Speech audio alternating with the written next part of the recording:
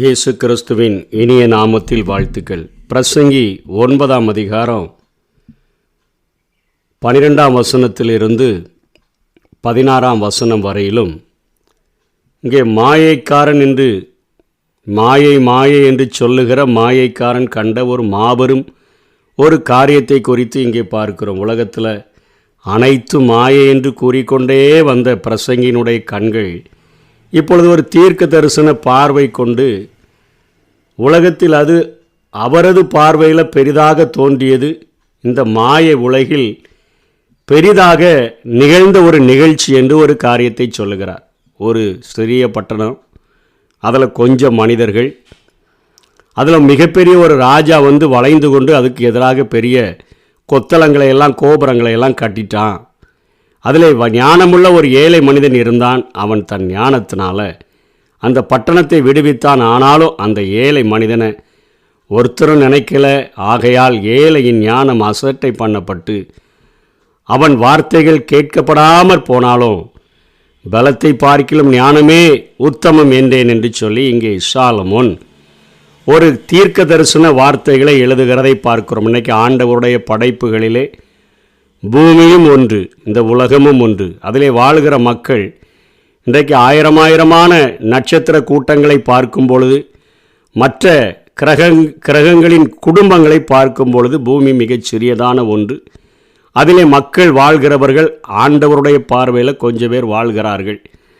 அப்படிப்பட்ட அந்த படைப்புகளை உலகத்தின் அதிபதியாகிய அந்த சாத்தான் பெரிய ராஜா அதுக்கு விரோதமாக நிறைய காரியங்களை கோத்தை கொட்டளங்களெல்லாம் அவங்கள கட்டி அவர்களுக்கு விரோதமாக கிரியைகளை செய்து, வேதம் சொல்லுகிறபடி திருடன் திருடவும் கொல்லவும் அழிக்கவும் வருகிறானே அன்றி அவன் வேறொன்றுக்கும் வரான் என்று சொன்னது போல அவன் இந்த உலகத்தில் உள்ள மக்களை எல்லாம் அத்தனையாய் கண்ணீரில், வேதனையில், பாடுகளில், வியாதிகளில், நிம்மதியற்ற தன்மைகளில் அவர்களை நொறுக்கி கொண்டிருக்கும் பொழுது பாவம் செய்த மனிதர்கள் பிராயச்சித்தம் தேடி அநேக வழிகளை அவர்கள் தங்களுக்கென்று ஏற்படுத்தின போதிலும் நிம்மதியில்லாத ஒரு வாழ்க்கை வாழ்ந்து கொண்டிருந்த பொழுது எல்லா மார்க்கங்களும் அநேக பலிகளை செலுத்தி இதிலிருந்து எப்படியாயிலும் விடுதலையாகிவிட வேண்டும் என்றெல்லாம் பிரயாசப்பட்ட பொழுது ஒரு குற்றமில்லாத ஒரு தெய்வத்தினுடைய இரத்தம்தான்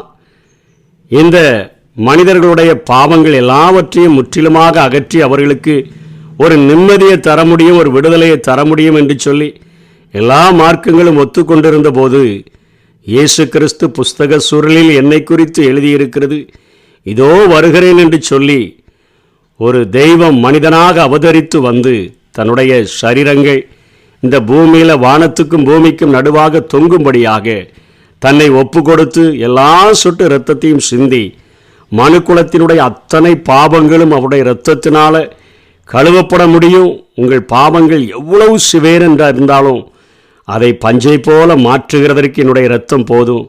அது இரத்தாம்பர சிவப்பாக இருந்தால் கூட அது நல்ல பனிக்கட்டியை போல வெண்மையாக மாறிடும். இந்த உலகம் தராத சமாதானம், இந்த உலகம் தரக்கூடாத சந்தோஷம், இந்த உலகம் தரக்கூடாத நிம்மதியை நான் தரும்படியாய் வந்திருக்கிறேன். என்னுடைய பாடு மரணத்தினால நான் உங்களுடைய வாழ்வில் பாவத்திலிருந்து ஒரு மிகப்பெரிய ஒரு விடுதலையை தரும்படியாய் வந்திருக்கிறேன்.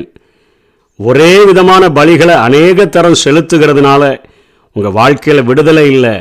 ஒரே பலியை நான் செலுத்தி உங்களுக்கு மகா பெரிய விடுதலையை தரும்படியாய் வந்திருக்கிறேன். நானோ அவைகளுக்கு ஜீவன் உண்டாயிருக்கவும் அது பரிபூரணப்படவும் வந்தேன் என்று சொல்லி ஒரு ஏழை மனிதனாக இந்த பூமியில் அவதரித்து ஒரு மாட்டு தொழுவத்தில் பிறந்து ஒரு ஏழை தச்சனுடைய மகனாக இந்த பூமியில் வாழ்ந்து நன்மை செய்கிறவராகவும் பிசாசின் வல்லமையில் அகப்பட்ட யாவரையும் விடுதலை செய்கிறவராகவும் சுற்றி திரிந்து அநேக மக்களை அவர்கள் வியாதிகளிலிருந்தும் அவருடைய கண்ணீர்களிலிருந்தும் அவருடைய பாடுகளிலிருந்தும் விடுதலை செய்து இன்றைக்கும் அவரை நம்பியிருக்கிற வருத்தப்பட்டு பாரம் சுமக்கிறவர்களை நீங்கள் எல்லாரும் என்னிடத்தில் வாருங்கள், நான் உங்களுக்கு இளைப்பாறுதல் தருவேன் என்று சொல்லி அழைத்து அவர்கிட்ட கேட்கிற எவனும் பெற்றுக்கொள்ளுகிறான் என்கிற காரியத்தின்படி இந்த பூமியில் இருக்கக்கூடிய நெருக்கங்களில் நின்று விடுதலையாக்கி உலகம் தரக்கூடாத சமாதானத்தையும் சந்தோஷத்தையும்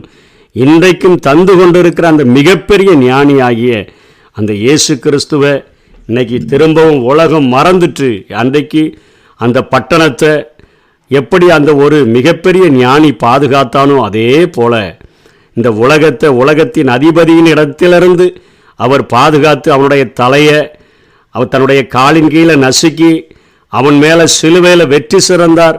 அவனுடைய துரைத்தனங்கள் அதிகாரங்கள் எல்லாவற்றையும் உரிந்து கொண்டு அவனை வெளியரங்கமான கோலமாக்கி என்று சொல்லி பார்க்கிறோம். அவனுடைய எல்லா அதிகாரங்களையும் உரிந்து கொண்டு சொல்லுகிறார், இதோ வானத்திலும் பூமியிலும் சகல அதிகாரமும் இப்போ என்கிட்ட தான் இருக்குன்னு சொல்லி அத்தனையான மிகப்பெரிய வெற்றியை ஆண்டவர் ஏற்படுத்தி தந்த போதிலும் கூட அவனுக்கு கொஞ்ச காலம் இந்த பூமியில் விட்டு வச்சிருக்கிறார் வேலை செய்கிறதற்கு.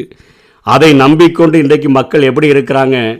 12ஆம் வசனத்தில் சொல்கிறார், தன் காலத்தை மனுஷன் அறியான், மச்சங்கள் அதாவது மீன்கள் கொடிய வலையில் அகப்படுவது போலவும் குருவிகள் கண்ணியில் பிடிபடுவது போலவும், குருவி கண்ணி வச்சிருக்கிறது தெரியாது, மீன்களுக்கு வலை விரித்து வைத்திருப்பது தெரியாது, அதே போல் மனுபுத்திரர் பொல்லாத காலத்தில் சடுதியில் தங்களுக்கு நேரிடுகிற ஆபத்தில் அகப்படுவார்கள். ஆண்டவராகிய இயேசு கிறிஸ்துவை நமக்காக மரித்த ஒரு ஆண்டவரை, ஏழை ஞானியாக இந்த உலகத்தில் வந்தவர், அவர் ஏழை மனுஷன் தானே, மாட்டுத் தொழுவத்தில் பிறந்தவர் தானே, அவர் ஏழைகளுக்கு தானே கடவுள், அவர் ஏழைகளுக்கு தான் வேணும், பணக்கார எங்களுக்கு தேவையில்லை, எங்களுக்கு அவருடைய காரியங்கள் தேவையில்லை என்று இன்றைக்கு உலகம் ஒதுக்கி கொண்டிருக்கிறது. ஆனால் அவர்களுடைய வாழ்க்கையில் நடக்கிற காரியம் சாத்தான் திருடவும் கொல்லவும் அழிக்கவும் வருகிறானே, அவன் என்ன செய்கிறான்? மச்சங்கள் கொடிய வலையில் அகப்படுவது போல அவங்கள ஈஸியாக தன் வலையில் அகப்படுத்தி கொண்டு இருக்கிறான். குருவிகள் கண்ணில் பிடிபடுவது போல அவங்க வாழ்க்கையை பிடிபட வைக்கிறான்.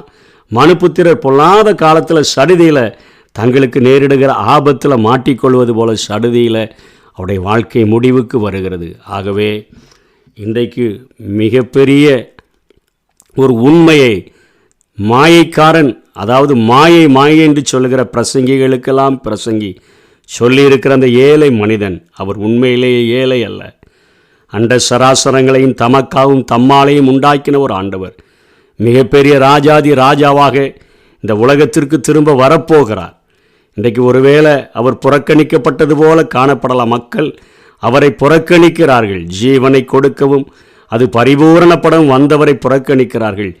அவர் நித்திய ராஜாவாக, அவர் விரைவில் ஒரு மிகப்பெரிய இந்த உலகத்தின் அரசராக வரப்போகிறார். அவரை சந்திப்பதற்கு நம்ம ஆயத்தமா என்கிற ஒவ்வொரு நாளும் இந்த கேள்வியை கேட்டு அவருக்கு பிரியமுள்ளவர்களாய் வாழ்ந்தோம் என்று சொன்னார். அவருடைய வருகையில் கைவிடப்படாது இருப்போம். அப்படிப்பட்ட கிருபைகளை தேவன் நமக்கு தந்தருள்வாராக. ஆமென். பலியான செம்மறி பாவங்கள் எல்லாம் சுமந்து தீர்த்தவரே, பரிசுத்த இரத்தம் எனக்காகல்லோ, பாக்கியம் பாக்கியமே, பரிசுத்த இரத்தம் எனக்காகல்லோ, பாக்கியம் பாக்கியமே, பரிசுத்தரே படைத்தவரே, ஆராதனை ஆராதனை, பரிசுத்தரே படைத்தவரே, ஆராதனை ஆராதனை.